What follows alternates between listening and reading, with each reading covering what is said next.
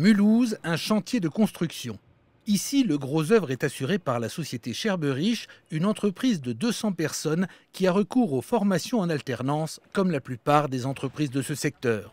C'est plus efficace dans l'apprentissage et on a des jeunes, que ce soit au niveau des compagnons sur le chantier ou au niveau de l'encadrement, qui apprennent plus vite, qui apprennent plus rapidement que ceux qui ne font que de la formation à l'école.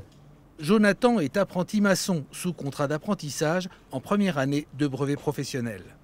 C'est une bonne façon pour mieux avoir le diplôme et surtout pour plus avoir d'expérience sur le chantier. 6 semaines de cours théoriques et 4 semaines de pratique en organisme de formation réparties tout au long de l'année, le reste en entreprise où il est accompagné par son tuteur qui mesure directement l'intérêt de l'alternance. On pensera un peu. Ça les force un petit peu à se poser plus de questions puisqu'ils ont la théorie. Alors que quand ils viennent des jeunes et qui ne font pas de ce parcours-là, ils font que le travail et ils ne pensent plus à tout ce qui va avec, tout ce qui est calcul, tout ce qui est résistance. Hercine est également apprenti, mais sous une autre formule, le contrat de professionnalisation. Il s'est fixé un objectif, devenir grutier. Mais pour son entreprise, l'apprentissage de ce métier commence sous la grue.